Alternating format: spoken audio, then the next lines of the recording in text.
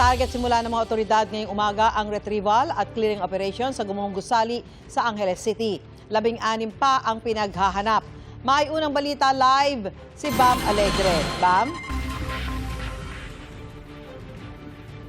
Susan, sa abiso ng Unified Command System ay manunumbalik ng 7 a.m. ang operasyon dito sa Gumuhong Gusali sa Angeles City, Pampanga. Natigil ang rescue operations magdamag sa Gumuhong Gusali sa Barangay Balibago, Angeles City sa Pampanga.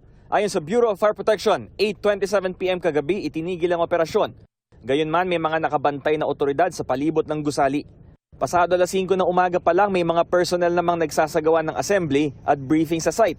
Alas 7 ng umaga, target simula ng retrieval and clearing operations na ito.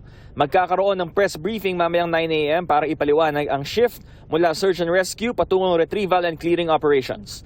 Sa tala ng PNP Command Post, 4 ang kumpirmadong nasawi. 27 na ang na-rescue.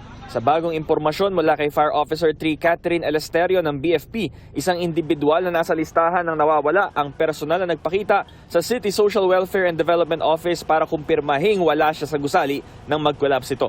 Kaya ibinaba ang bilang ng mga hinahanap pa sa 16 mula sa 17. Kung titingnan nyo po, ang pagbaling po ng building is papunta po dito sa Sector 3.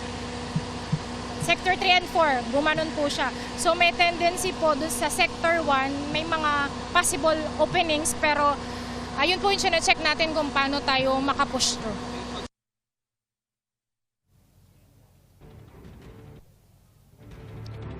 Susan, narito na yung personnel ng iba't ibang mga ahensya na bahagi ng magre-responde rito ng mga tropa at nagsasagawa na rin sila ng briefing sa mga oras na ito. Ito ang unang balita mula rito sa Angeles City, Pampanga. Bam Alegre, GMA News.